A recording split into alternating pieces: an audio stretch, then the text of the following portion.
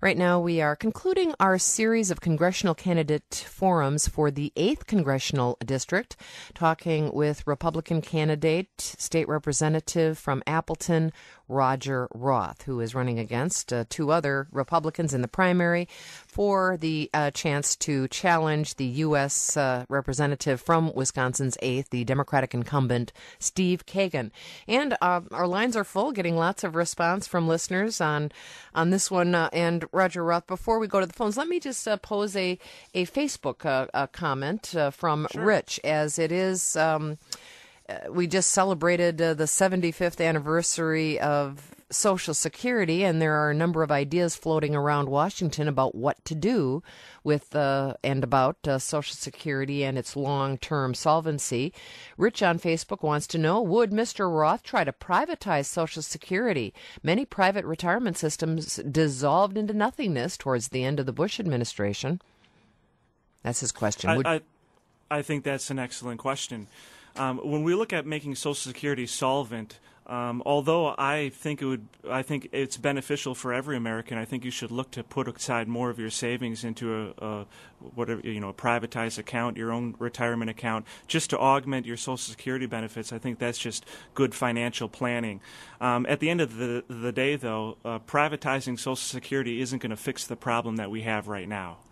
And to that end, I think in this next session of Congress, we're going to have some serious decisions that we're going to have to make. We've got Social Security that's going to be taking in less than it pays out starting in 2017, and that means that our Congress is going to have to sit down, buckle down, and come up with the tough decisions. It's important to note that whatever we do, we cannot go and change the course for our senior citizens, those who are on Social Security and those who are nearing Social Security. But it's going to be a tough decision. There's only three levers we can pull when it comes to Social Security. You can raise the retirement age, you can increase the taxes that people pay in, or you can decrease the benefits. And anything else that you try to do, like privatizing Social Security, unfortunately isn't going to solve the end game, isn't going to bring us to solvency. So those are the three levers that Congress, we're going to have to work with to put Social Security back on a financial solvency. Yeah, you would be okay with, say, for example, raising the retirement age for full benefits to 70? Well, I wouldn't be okay with changing it period at all for our seniors and anyone who is nearing retirement, those who are 55 years and older. I think they've paid in the way they have. They prepared for their retirement. To change now would do them a disservice.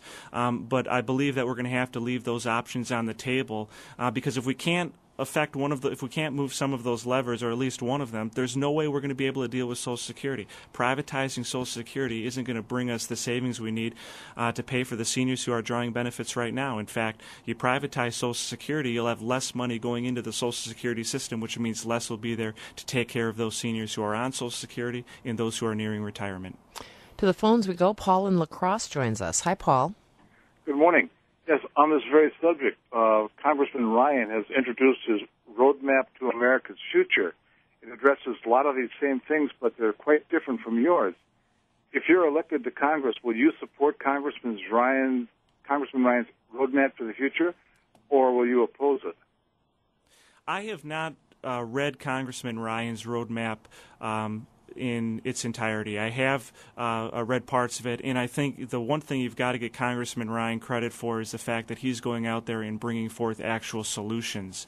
And I certainly admire him, for that. In a day and age when people talk, he's coming up with actual solutions. So there are parts of the plan, his roadmap, that I look at and I like, and there are parts that I think need to be worked on. But as a whole, what he does is gets our nation a balanced budget in 50 years. That's what his roadmap does. 50 years, when he analyzes the numbers it will take to get us from where we are right now, $1.5 trillion deficits, to a balanced budget. And Washington has got to wake up. We cannot continue trillion-dollar deficits like we see right now, which are going to go until the end of this decade. And we're going to have to sit down and do the tough work, and I think the American people will respect us for that. And I'm not telling people that it's all roses. I'm not telling people that they can have roses without thorns. We're going to have to, because of bad legislating in both parties, Republicans and Democrats over the last 2 decades, we've got some tough decisions that we're going to have to make here coming up. But that's why we get elected, to make those tough decisions.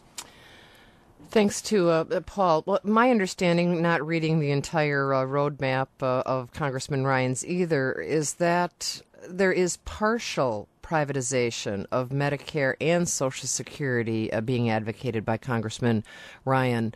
When we talked about privatizing Social Security before, you said no, because maybe you meant entirely. Would a partial privatization be okay? If people want to, if they want to put more of their savings aside, I think that's a wonderful thing. If we could get to the point where Social Security could be solvent and people would be able to put a few percentage points into a private account and invest it on their own, I'd be happy with that too. But I think the most important thing is to make Social Security solvent, and I don't see how you can do that right now today, looking at the numbers the way they are.